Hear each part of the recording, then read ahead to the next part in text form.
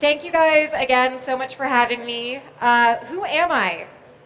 I am Devin Walsh. I am one of the co-founders of the Uniswap Foundation, and I'm the executive director of the Uniswap Foundation. We are a nonprofit grant-making organization based in the US, and myself and my co-founder, Ken, created the foundation in 2022, a few years ago, in order to support the Uniswap community and ecosystem. And today I'm excited to talk about a few things, including more about our founding story and the different phases of the Uniswap Foundation's life.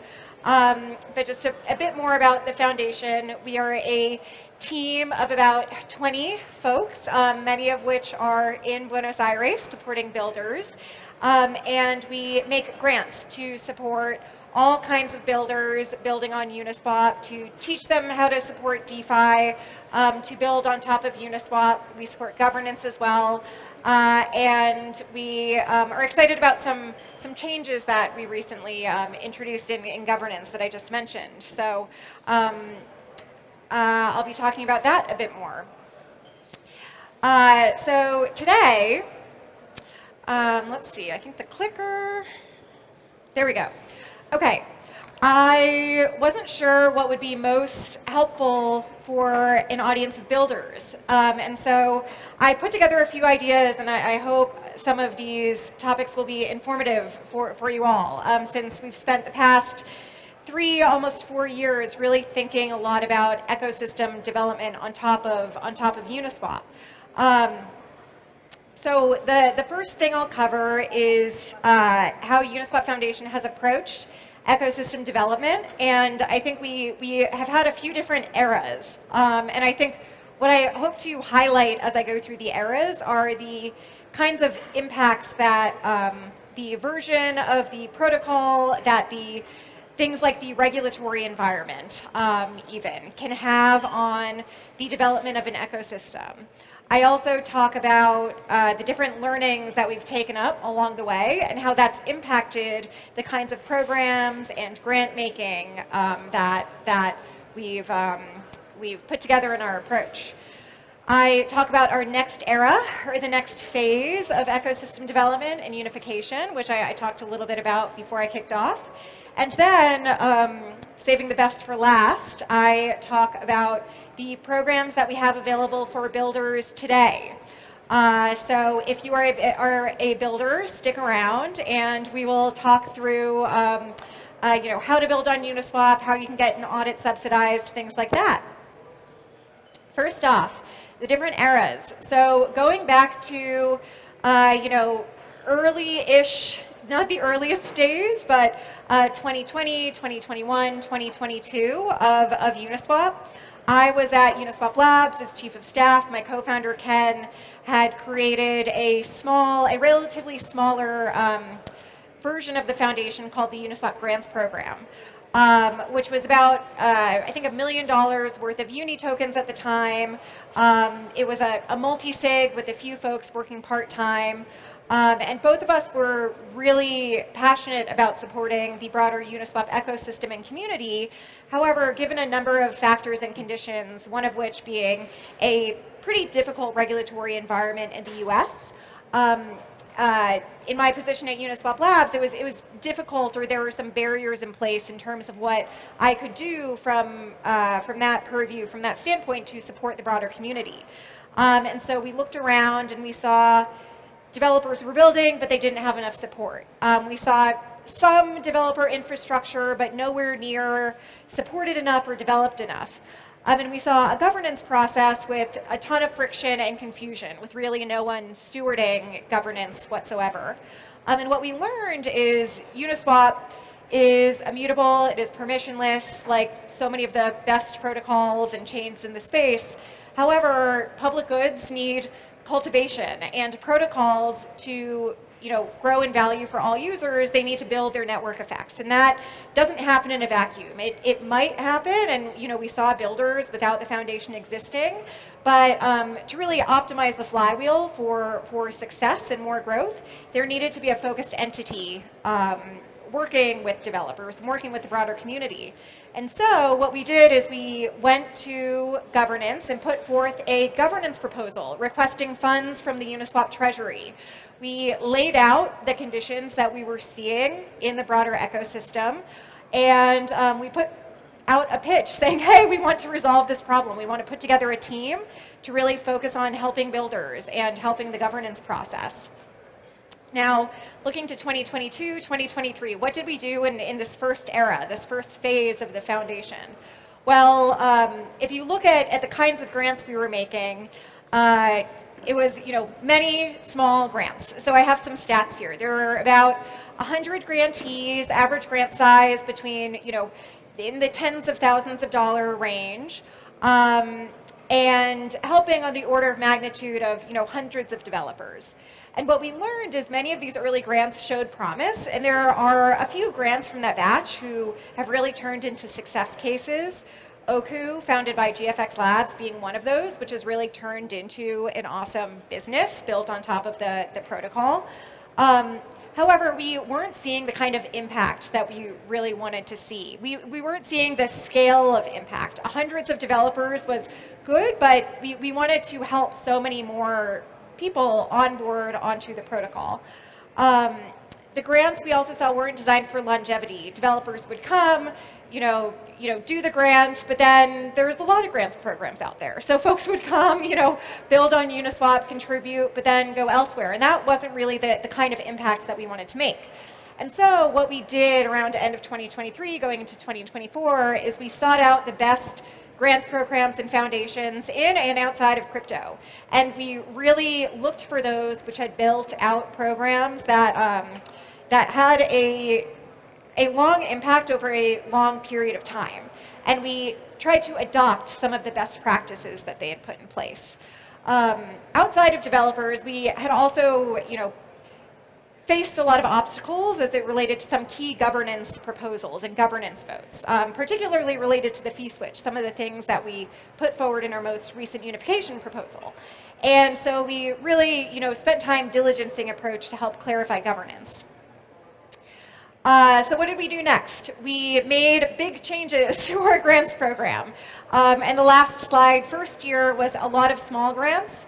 Second phase was fewer longer term, large grants. So going from grants around 30K to almost 300K as a minimum grant size, scoped for at least a year.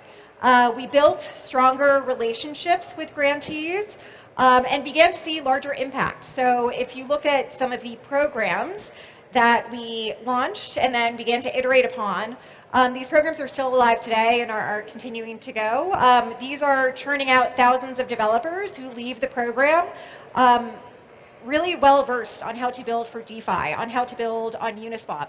Many of those stay within the Uniswap ecosystem. Even if they go to build elsewhere, they leave with that knowledge of how to build hooks, how to build on Uniswap in their brains, for the rest of their careers.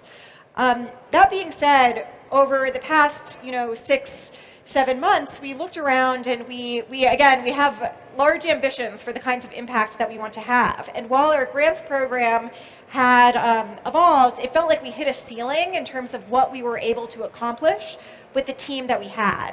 And it became very clear that there were certain assets, so in particular, a set of products that we could use, like a front end to help showcase and provide distribution for some of our grantees, as well as, protocol engineering resources, really building a deep bench in terms of folks really smart on the protocol who could help us elevate our grants program even more. And those are some of the things that we looked to face in our most recent era, unification. So here, there we go. So some of the ideas I just mentioned, we, in our most recent funding proposal about a year ago, we brought up this idea of core contributors. So as we thought about how to improve Uniswap Foundation's offerings even more, we thought about, how much more we could provide and how much the ecosystem would benefit from a team of protocol developers who was aligned 100% with protocol growth and success. And so we laid out this idea about a year ago and have spent the past year thinking about how we could achieve this goal. Now, we had this goal in mind, and over the last year, we've also benefited from a few other contextual changes to the crypto space. So one of which is a less hostile regulatory environment in the United States, as well as additional legal clarity that was introduced for Uniswap governance, which, long story short, really reduced the risk of certain proposals going through governance, as well as increased the number of kinds of things that Uniswap governance could do. And what are the implications of some of those changes? Well, one of them is that Uniswap Labs had, over the past few years, faced a lot of barriers and obstacles in terms of what they could do for the protocol. And we really, had very similar visions in our mind for what we wanted this next era for Uniswap to be.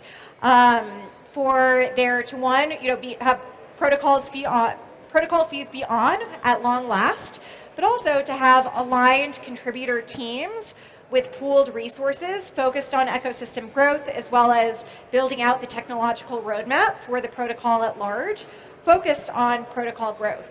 And those discussions led to the joint proposal we put forward earlier this week, or last week rather. Now, what does this do? It does two things, which I mentioned before kicking off. One, turns on protocol fees. Two, aligns and incentivizes major contributors, Uniswap Labs and Uniswap Foundation, to supporting the protocol. Now, what does this mean for you? What does this mean for the developers in the room? I want to kind of talk through, you might read the governance proposal and there's really a lot there, but I think one implication of the proposal that I really want to underscore in this room is the amount of focus and support this means for Uniswap's broader ecosystem at large. We have the Uniswap Labs team, basically like a full stack of some of the best protocol engineers in the space who spend all of their time thinking about AMM design, innovations within DeFi, how to optimize, EVM chains for trading, things like that. All thinking about how to support the protocol, but also now thinking about how to support the developer ecosystem building on top of Uniswap.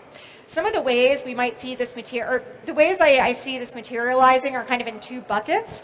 One, in terms of the public goods and infrastructure that will now kind of be made available today and into the future for developers. And the other bucket are the team and resources that, person to person will be available. On the one hand, for public goods and resources, one of the, I think one of these, I think 6. Okay, so bullet number 6 talks about free use of the Uniswap API. So, Hayden's really excited to basically make the Uniswap API self-service. That is a public good that any builder in DeFi can leverage into the future. I think that's awesome. There's been a lot of inbound interest from builders who are interested in integrating that as a piece of their DeFi protocol or app.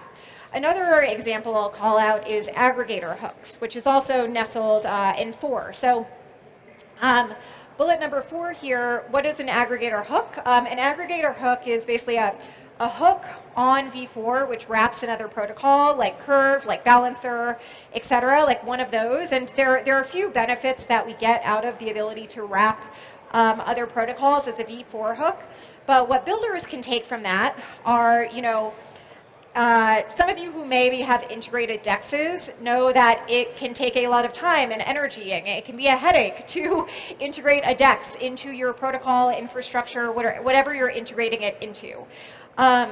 So long as you know how to integrate a V4 pool or a V4 hook, when there are aggregator hooks, that means you can access all DEXs just by learning how to integrate one DEX, basically. You get all DEXs by integrating one DEX, because we now have these immutable, permissionless, anyone can use aggregator hooks for folks. So those are two kinds of examples of infrastructure that we're really excited to make available to developers. On the other hand, we have we're thinking about how to structurally realign our team on a person-to-person perspective to help developers. So one example of that is we, on the foundation team, over the past year, have been building out a program I'll get into called the Hook Design Lab.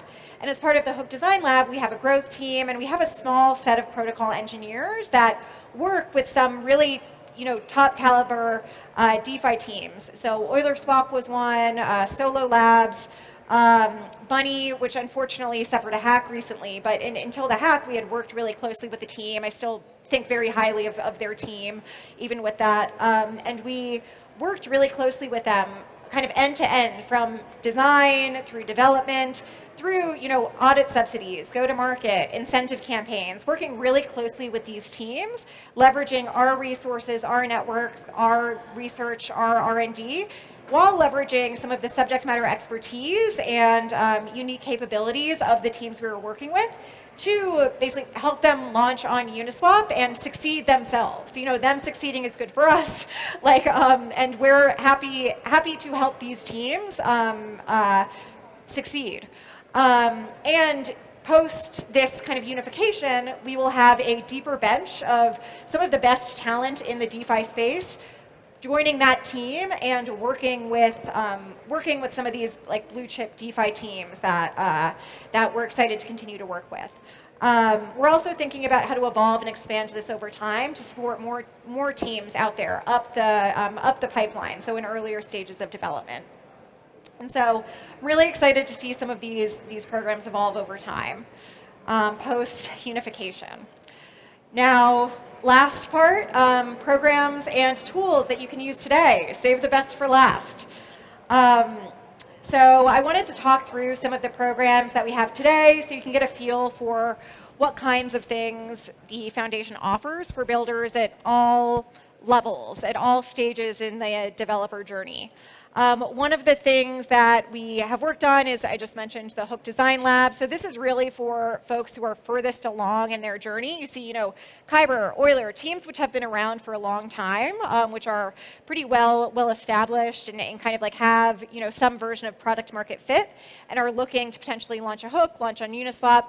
This is the Swiss Army knife team that comes in and will work across every layer of the product launch journey with these folks. And we've, over the past 6, 9, 12 months, have seen varying degrees of pretty good success with some of these launches. We're excited to, again, take this to the next level post-unification. For folks who are a little earlier in your journey, which may be folks in the room, we have a bunch to offer. We have, you can take a screenshot of all of these programs and see more on uniswapfoundation.org. I'll dive into, I think on the next slide is the Uniswap Hook Incubator. Uniswap Hook Incubator, this is, I think, there are three cohorts per year of the Uniswap Hook Incubator. And I think we have, you go to atrium.academy/Uniswap community to sign up. And what we do with the Hook Incubator is you basically learn from A to Z. One, how does the Uniswap protocol work? That's the earliest days. And as you go through a 2-month program, by the end of the program, you go through a 2-week hackathon. You form a team with other DeFi builders who are going through the program, go through a hackathon. You have access to office hours. You have access to Uniswap Labs and Uniswap Foundation protocol developers to basically help debug, to help figure out how to do what's what, and create a hook to customize a pool, app, whatever it may be, and launch a hook by the end of the program. This has been one of our most popular programs, and if you're in the earlier stages of your journey, really just ideating what to do, I would recommend this one. If you're a bit further along, let's say you have built something on top of Uniswap, you've built a hook. Typically the biggest cost for early stage founders who maybe aren't even founders but are kind of hacking away at a project and are looking to launch on mainnet and begin to test through some users, the biggest cost are audits. Audits can be tens of thousands of dollars, sometimes more than $100,000 for some of the more complicated protocols. So we launched a security fund where you can apply. It's managed by Team Areta, who's really fantastic. It is a somewhat competitive process. However, we really try to focus on subsidizing audits and defraying some of this cost for our developers. Let's see, I think my time is just about up, but I think what's good is we're close to done. I hope this was helpful, talking through some of the history of the foundation, talking through some of our programs. If you want to learn more, here's a ton of contact information, some websites to learn more. Feel free to come up to myself or Angela on our team who's here, who works with a ton of developers, and we're excited to meet you. So thanks, everyone. I really appreciate your time.